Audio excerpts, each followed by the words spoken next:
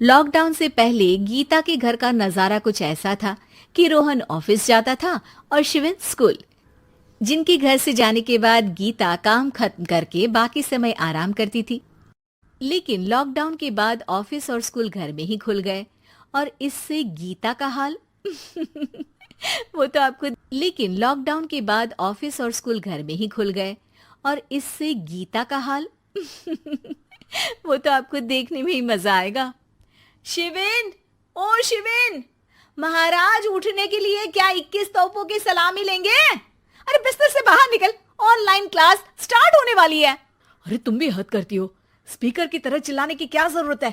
दिख नहीं रहा मेरी कॉन्फ्रेंस चल रही है। अब कैमरा और स्पीकर ऑन कर रहा हूं, मुझे कोई शोर नहीं चाहिए। इस पर जैसे ही रोहन लैपटॉप का कैमरा और स्पीकर ऑन करता है तभी कुकर की सीटी बजती है। करा लो अब इसे चुप। लॉकडाउन नहीं हुआ, मेरी मौत का फरमान जारी हो गया। दोनों बाप बेटे ने नाक में दम किया हुआ है। ऐसा बोलकर गीता वहां से शिविन के कमरे में पहुंच जाती है, जहां शिविन अभी भी सो रहा होता है। ओ आलसी, अब अगर 5 मिनट में नहीं उठाना तो आज तेरा गेम और यूट्यूब कैंसिल। माँ की बात सुनकर शिविन बिना 1 मिनट गंवाए उठ खड़ा होता है। उठ गया, अभी नहाकर भी आता हूँ। ये नाटक कहीं और, मुंह पर गीला कपड़ा मार और पढ़ने बैठ। शिविन की ऑनलाइन क्लास स्टार्ट हो जाती है, जिस पर गीता उसे वहां बिठाकर रसोई में चली जाती है।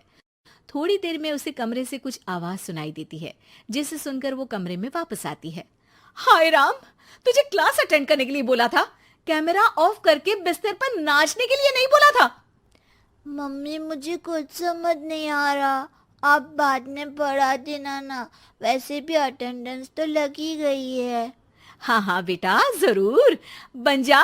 तू अभी से हम सबका बाप बन जा। अरे नहीं मतलब कहाँ से लाते हो इतना दिमाग, और पढ़ाई करते हुए ये चला कहाँ जाता है? नाइस क्वेश्चन, दिमाग से पूछकर बता दूंगा। शिविन की बातों से परेशान होकर गीता उसे मारने के लिए जैसे ही आगे बढ़ती है तभी वो कमरे से बाहर भाग जाता है। अब शिविन आगे आगे और गीता हाथ में चप्पल पकड़े उसके पीछे पीछे पूरे घर में दोनों घूम रहे होते हैं। इसी बीच वो रोहन के पास पहुंच जाता है और शिविन को मारने वाली चप्पल रोहन के लैपटॉप पर जाकर गिरती है। ओए माँ! मम्मी, अब पापा को चप्पल मार रही हो? वो आज तक के रिपोर्टर, चुपचाप जाकर क्लास अटेंड कर ले, नहीं तो अगली तेरे पीछे लगेगी। इस पर शिविन वहां से चला जाता है, जिसके बाद रोहन गीता से कहता है, इस सर्कस के लिए कुछ बोलना चाहोगी? अरे क्या करूं, जब से तुम दोनों घर में रहने लगे हो घर अपने आप ही सर्कस बन गया है और मैं तुम्हारी नौकर। कभी बेटी को संभालो तो कभी बाप के नखरे उठाओ।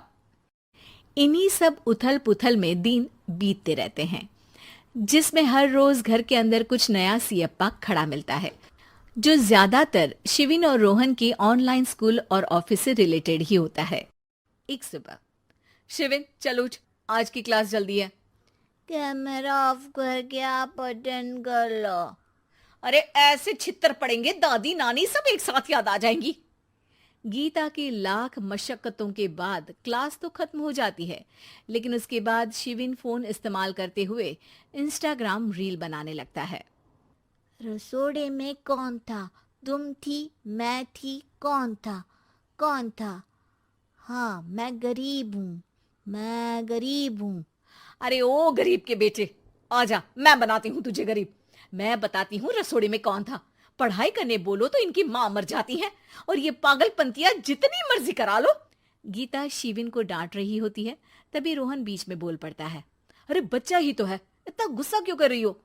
बेटे का साथ देने की इसी एक कोशिश में अब शिविन के साथ साथ रोहन भी गीता के गुस्से की सूली पर चढ़ जाता है। अगर बेटे पर इतना ही प्यार आ रहा है तो इसे क्लास अटेंड क्यों नहीं कराते, इसका होमवर्क क्यों नहीं कराते?